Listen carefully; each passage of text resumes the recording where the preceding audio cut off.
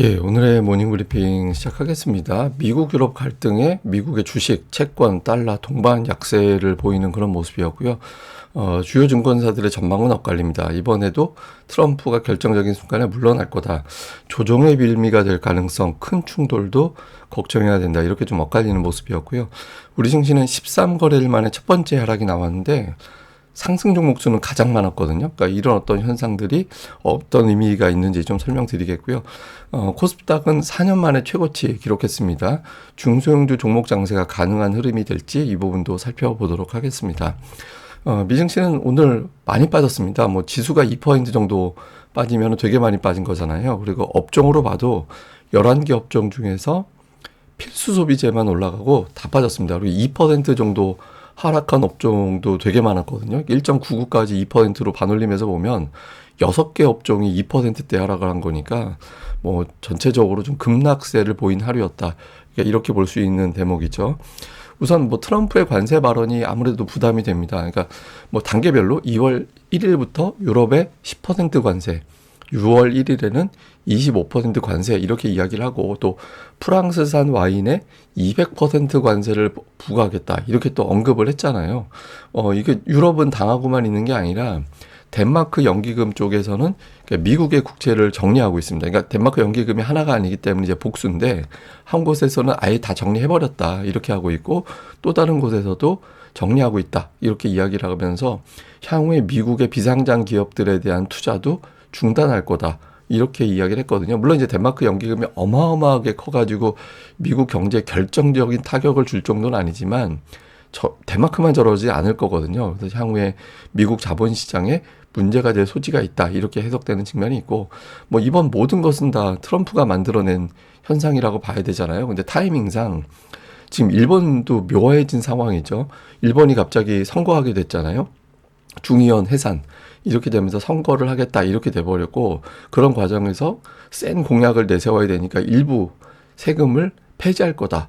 이렇게 되면 이제 일본의 국채 금리가 올라가게 되잖아요. 정치적 불확실성, 그 다음에 이제 뭐 감세를 하면 그만큼 정부가 부채를 늘려야 되니까 채권 금리가 급등을 하죠. 그러니까 여기에 이제 유럽 문제가 더해지게 되니까 오늘 미국의 국채 금리가 급등을 하는 그런 모습을 보였고, 그런데 이제 이런 상황에서도 뭐 주변 재료들도 우리가 또 주목을 해봐야 되는데, 그러니까 모건 스탠리에서는 최근에 이제 메모리 병목, 그러니까 뭐 반도체 칩 생산 문제 때문에 이 업체들이 강력한 가격 결정력을 갖게 됐다. 그래서 오늘 뭐 마이크론 테크놀로지라든가 이런 반도체주들은 이 와중에 주가가 올라가는 모습을 보여서 뭐 이 와중에서도 이제 종목들에 대해서 집중한 투자자들도 일부 있었고 그리고 오늘 관세 관련된 대법원 판결이 나올 줄 알았는데 안 나왔습니다. 그러니까 오늘도 안 나왔거든요. 그러니까 트럼프가 이 판결 앞두고서 좀 폭주하는 거다. 일부러 근데 대법원에 미국의 관세는 엄청난 무기야. 이걸 보여주기 위해서 일부러 오버한 거야. 이런 해석도 있거든요. 근데 정작 오늘도 판결이 나오진 않았습니다. 그리고 또 하나 특징적인 거. 오늘 덴마크 증시는 올랐어요. 예, 덴마크는 지금 뭐 그 전날 많이 빠지긴 했지만 오늘은 올랐거든요. 지금 유럽 국가들이 그린란드 지켜준다. 그래서 뭐 그린란드에 대규모 투자를 할 거야. 막 이런 소식들도 나오고 하다 보니까 덴마크 증시는 정작 올라가는 그런 상황을 만들었습니다. 주요 분석가들의 의견을 보면 유럽이 가지고 있는 강력한 무기가 있다. 그러니까 미국의 8조 달러 규모의 바주카포가 있다. 그러니까 주식과 채권을 보유하고 있기 때문에 이거를 매각한다라고 위협을 하면 미국이 뭐 좀 협상을 할 거다. 그러니까 이런 어떤 분석도 있고요. 그리고 또 통상 위협 대응 조치라는 게 있어요. LCL, ACLI라고 하는 건데 이게 이제 가동이 될 수 있다. 그러니까 이제 자본, 서비스, 제조업 이게 쉽게 얘기해서 그 미국에 투자 안 해. 그리고 이제 미국 기업들이 이제 유럽에 와서 장사 못하게 할 거야. 뭐 이런 것들이거든요. 그러니까 이게 이제 근데 빅테크 기업들이 대부분 다 다국적 기업이잖아요. 미국 가서도 유럽에서 아시아에서 이렇게 투자하는 기업들이 활동하는 기업들이다 보니까 이게 실제로 가동이 되면 빅테크 타격이 될 수 있다. 뭐 이런 주장들도 있거든요. 근데 이제 다만 냉정하게 보면 아직까지 뭐 SNS나 뭐 발언들이 나올 뿐이지 백악관의 공식적인 조치가 없다. 또 유럽 입장에서도 그러니까 미국의 어떤 외교적인, 군사적인 그러니까 이런 것들이 필요하기 때문에 유럽도 맞대응하기에는 타격이 커서 결국에는 협상할 것 같다. 그러니까 이런 어떤 내용들이 있거든요.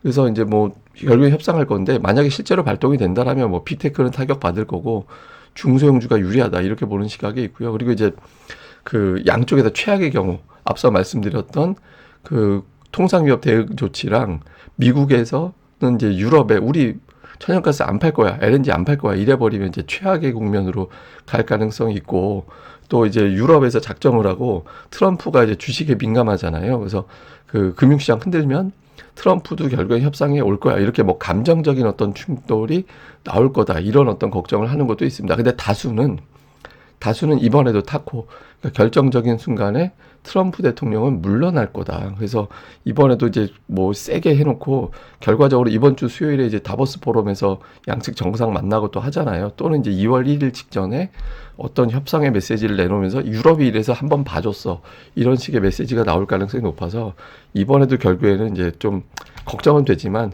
결국에는 합의가 될 거야 뭐 이런 식의 해석이 아직까지는 2대1 정도 비율로 우세하긴 합니다. 근데 어쨌든 유럽이 카드를 갖고 있는 건 사실이거든요. 그러니까 주식 6조 달러, 미국 국채 2조 달러, 미국의 회사채 2조 달러 이렇게 이제 보유하고 있기 때문에 이거를 정리하면서 미국을 흔들 수는 있습니다. 물론 이제 미국도 유럽을 엄청나게 흔들 수는 있죠. 근데 이제 그렇게 돼서 득되는 데는 중국이잖아요. 그러니까 아마도 극단적인 충돌, 양쪽에서 충돌보다는 이렇게 위협을 하면서 협상합시다. 이런 분위기를 만들어내지 않겠느냐. 뭐 이런 식의 주장들이 나오고 있는 것 같습니다. 뭐 빅테크 아무래도 오늘 같은 날은 올라가기 어렵죠. 네, 일제히 좀 하락하는 그런 모습을 보였고, 근데 이런 가운데에서도 그 반도체 관련된 종목군들은 또 올라왔어요. 예를 들어서 뭐 샌디스크 올라가고 웨스턴 디지털 올라가고 마이크론 테크놀로지 올라가고 인텔도 오늘 플러스 났거든요. 그래서 뭐 일부 반도체 기업들은 이럴 때 오히려 기회가 된다. 그러니까 이런 식의 좀 해석이 있었고, 그러니까 반면에 이제 그 반도체를 장착하는 하드웨어를 만들어내는 기업들 있잖아요. 예를 들면 뭐 애플 같은 경우는 이렇게 되면 아이폰 가격 올릴 수밖에 없다. 그다음에 뭐 HP나 델 이런 데 같은 경우는 PC 가격을 올려야 되는데 이렇게 되면 기업들이 단체로 구매하는 게 낮아질 수 있다. 기업들이 PC 바꾸려다가 조금 더 써야 되는 거 아니야? 뭐 이렇게 되면서 주요 고객들이 어떤 구매를 늦추는 계기가 될 수 있다. 그래서 오늘 주가가 또 하락해서 관세뿐만 아니라 반도체 가격 상승에 따라서 또 관련된 기업들의 주가가 또 엇갈리는 그런 모습을 보인 게 오늘 장의 또 특징이었습니다. 자, 우리 증시는 코스피가 오래간만에 하락을 했어요. 근데 이제 어제 5일선을 딱 딛고 올라선 것도, 낙폭을 줄인 것도 특징적이긴 하죠. 근데 어쨌든 코스피가 어제 빠졌거든요. 그러니까 빠졌는데 특이한 게 뭐냐면 어제 상승 종목이 670개였어요. 올해 첫 하락 날인데 상승 종목 수는 올해 최대 가장 많은 날. 그리고 올해 정도가 아니라 작년도 12월 이후에 상승 종목이 가장 많았거든요. 그러니까 어제 하락의 성격이 유럽발 악재로 유럽 미국 갈등에 따른 악재로 봐야 되느냐가 아니라 한편에서는 빅테크 그러니까 우리나라의 어떤 시가총액 상위 종목을 팔고 중소형주로 넘어간 게 어제 조정의 뭐 본질 아니냐 이렇게 보는 시각이 있습니다. 그래서 근데 만약에 이제 후자 쪽이라면 오늘 장에서도 중소형주 쪽은 선전하는 그런 모습이 나와야겠죠. 근데 이제 수급 동향을 좀 보면 그 외국인 투자자 그러니까 일단 기타 범인이 계속 사고 있어요. 저 기타 범인은 뭐냐면 기업들, 일반 기업들이 사는 거, 그러니까 삼성전자 자사주 매입 들어오고 있기 때문에 그것 때문에 이제 기타 법인이 이제 매수로 집계가 되는 거고, 그 외에는 그 기관들이 매수하다가 기관의 어떤 매도로 바뀐 점 이게 하나가 있고, 다음에 이제 외국인 투자자들의 매도가 이제 3일 연속 이어지다가 이제 어제 매도로 나왔잖아요. 근데 어제 매도 규모가 크진 않았거든요. 그러니까 오전에 8천억 팔다가 막판에 줄였어요. 그러니까 외국인 투자자들이 적어도 이 패턴이라도 유지해주면 아예 매수해주면 가장 베스트고, 그러니까 매도할 때 최근 들어서 오전에 팔고 오후에 싹 줄이고 또는 오전에 팔았다가 오후에 매수로 바뀌거나 그러니까 이런 현상들이 지금 반복되고 있는데 적어도 그런 현상 정도만 유지가 돼준다면 외국인들의 전면적인 이탈, 이것 때문에 이탈하는 건 아니다. 오히려 이 국면에선 한국 주식이 안전자산 아닌가? 이렇게 보게 되는 거고, 그게 아니라 유럽이 불안할 때 유럽계 자금이 이탈해서 자금을 빼가거든요. 근데 오후에도 이제 외국인의 매도가 축소되지 않거나 그런 긍정적인 변화가 없다라면 유럽계 자금이 좀 빠져나가는 상황이 시작되나 보다. 이렇게 될 수 있어서 오후장에서 외국인들의 움직임을 좀 잘 봐야 될 것 같습니다. 그다음에 코스닥 지수는 어제도 올라가고 어제 거의 990까지 갔잖아요. 그러니까 이제 1000 가겠구나. 그러니까 이런 분위기가 만들어지게 되는 거죠. 특히 제가 이제 계속 말씀드렸던 거 950이 굉장히 중요한데 이 선을 넘어가게 된다라면 새로운 매수가 들어와서 시장을 끌어올릴 수 있고 상승 종목이 늘어날 수 있다. 근데 어제 그런 모습을 보여줬잖아요. 제가 이제 기대했던 건 1200개 이상의 상승 종목이었는데 어저께 1100개 나왔죠. 그러니까 조금 아쉽긴 한데 어쨌든 여기서부터는 이제 950을 좀 방어해 줘야 돼요. 그러니까 이제 950은 강력한 지지선으로 바뀌었다. 이런 믿음이 심어지게 되면 또 한 번 의심하고 있던 또 다른 투자자들이 신규로 또 들어오는 이제 그런 계기가 될 수 있거든요. 그러니까 시장이 이렇게 어수선할 때 950을 버텨내는 그런 움직임이 나오게 되는지. 근데 이제 다행스러운 건 최근에 주식시장에 자금이 들어오고 있거든요.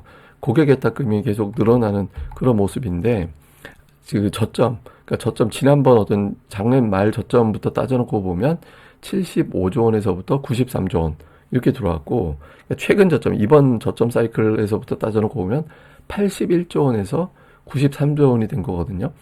그러니까 보통 우리가 볼 때 한 사이클에서 20% 이상 예탁금이 증가되면 개인의 유동성 장세가 가능하다. 이렇게 봐요. 그게 뭐 어마어마하게 뭐 시장의 초강력 강세장을 만든다는 의미가 아니라 몇몇 업종이 한 달 반 정도 기간 동안에 상당히 강력하게 랠리를 펼치는 그런 업종이 등장한다. 우리가 보통 그렇게 봐요. 그러니까 이제 81조 원에서부터 만약에 출발한다라고 보면 20%에 해당되는 건 거의 100조 원 부근이 되거든요. 그래서 지금 예탁금이 늘어나서 조금씩 개인들이 매수할 수 있는 힘을 발휘할 수 있는 조건이 되고 있는데 이게 실제로 들어오는 자금이 맞는지 그러니까 이번 주 나머지 기간 동안 계속해서 예탁금을 체크해 보되 어쨌든 자금은 들어왔다. 그래서 이제 중소형주 쪽에 어떤 선별적인 종목 장세는 가능한 상황은 됐다. 이렇게 이제 해석은 되는 것 같습니다. 근데 가격 부담이 어쨌든 낮아요. 지금 120이 과매수고 이 수치상 이 데이터가 ADR이라는 건데 코스닥은 75, 코스피는 82 이제 과매도인데 이거 지금 보고 계신 건 코스닥이거든요.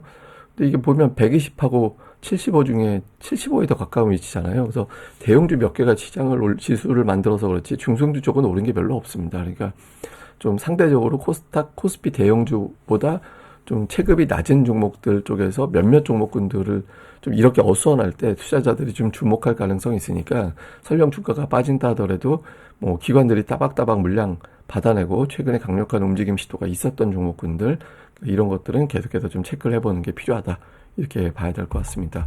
자, 일단 어저께 미국과 유럽의 갈등 대비 우리가 선전했다라는 건 나쁘게 보면 우리 증시가 오늘 미증시 빠진 걸 반영을 못한 거거든요. 예, 반영을 못한 건데 오늘 야간 선물은 0.66%밖에 안 빠졌어요. 그러니까 이게 이제 어떤 의미냐면 두 나라가 싸우면서 한국이 부분적으로는 좀 반사이 거둘 수도 있겠는데라는 시각도 일부 있는 거예요. 예, 그러니까 이제 기준을 대략적으로 0.7%면 한 40포인트 정도 되거든요. 그러니까 오늘 미증시를 반영한 거는 외국인들은 한 40포인트 안쪽으로 보고 있다라는 의미입니다. 근데 이제 오늘 장 초반이 중요한 게 아니라 오후장이 중요하거든요. 또 우리 증시가 최근에 강했다가 어저께 13일 만에 빠졌기 때문에 투자자들이 이 상태를 두고 그냥 짧게 보는 매수 찬스를 볼지 아니면 그동안에 이제 보이지 않았던 악재들이 일제히 보이게 될지 그러니까 오후장이 오늘은 되게 중요하다라고 봐야 되고요. 그다음에 금리가 올라간 점은 부담이 되죠. 그러니까 국채금리 올라간 거 어제 우리 증시가 오후에도 출렁거린 게 일본발 국채금리 상승 영향도 있었다 이렇게 해석이 되거든요. 근데 오늘 금리가 더 올랐어요. 반면에 달러는 또 하락했습니다. 물론 이제 뭐 달러가 좋아서 하락한 건 아니지만 어쨌든 지금 금융시장이 전체적으로 흔들리고 있거든요. 그러니까 이렇게 흔들리는 가운데 외국인 투자자들이 어떻게 할 거냐. 그러니까 앞서 말씀드린 대로 한국이 안전자산이 되는 그런 상황이 될 수도 있고 유럽계 자금은 우리가 급한데 자금 빼가야지 뭐 이런 구도가 될 수 있거든요. 그래서 이래저래 이제 약간 뭐 이번 상황 자체가 판바꾸기보다는 트럼프 특유의 어떤 지르고 탁호하고 이런 걸로 보여지긴 하거든요. 그러니까 외국인들이 어떤 형태를 보는지 오후장에서의 어떤 흐름으로 가늠을 해보면 될 것 같고 어쨌든 중소형주 쪽은 어제 매수가 강했거든요. 그래서 이런 게 이게 나쁘게 보면 이런 거일 수도 있어요. 그러니까 나쁘게 보면 그냥 막판에 떨이 세일하고 그냥 그 가게 문 닫는 뭐 이렇게 보는 시각도 있잖아요. 근데 그게 아니다라는 걸 보여주려면 우리 증시는 뒷심은 강하다. 그리고 중소형주 쪽은 이제 뭐 이틀에 한 번 걸로 계속 올라갈 수 있는 상황으로 바뀌었다. 이런 믿음을 심어주는 게 중요하죠. 그래서 어쨌든 좀 시장이 어수선할 때 코스닥의 업종 어떤 게 이제 대표주로 부각이 되는지 이런 업종별 구도 여기에 또 차분하게 냉정하게 집중해 나가는 게 필요할 것 같습니다.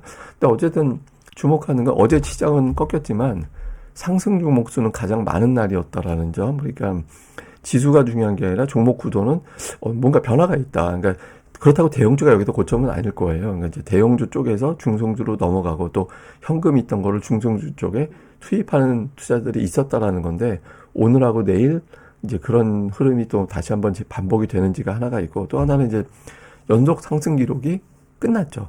예, 그러니까 이제 13일 어제 장중 13일까지 가다가 이제 막판에 밀려 내려가가지고 이제 12일로 연속 상승이 끝난 거잖아요. 그래서 연속 상승이 끝났을 때 그 다음 주식시장은 어떻게 됐나. 이게 오른 날도 있고 빠른 것도 있고 해서 반드시 저게 끝났다라고 해서 하락으로 전환되는 건 아니었어요. 그러니까 10일 이상 올라갔던 날 기준으로 보면 3번 빠지고 4번은 올라갔거든요. 그리고 평균적으로 보면 평균치는 오히려 올랐어요. 그러니까 저 정도로 강하게 올랐을 때는 시장에 대한 강력한 매수가 있었다라는 의미가 되기 때문에 그냥 곧바로 털고 나가는 걸로 끝나진 않았었다. 그래서 뭐 시장에 대해서 너무 부정적으로 보기보다는 그냥 있는 거로 보자. 그러니까 좋게 볼 필요도 없고 나쁘게 볼 필요도 없고 실제로 외국인들이 어떻게 매매하는지 이제 이런 걸 보면서 가늠을 해야지 괜히 이제 겁먹거나 설레거나 그럴 필요는 없다. 그냥 냉정하게 실제로 보여지는 걸 보자. 뭐 이렇게 이제 말씀을 드리면 될 것 같습니다. 예, 그럼 또 오늘 하루 또 잘 보내시고요. 저는 또 다음에 뵙겠습니다. 이 방송 구독하기, 예, 그리고 좋아요까지 특히 구독하기 꼭 좀 부탁드립니다. 감사합니다.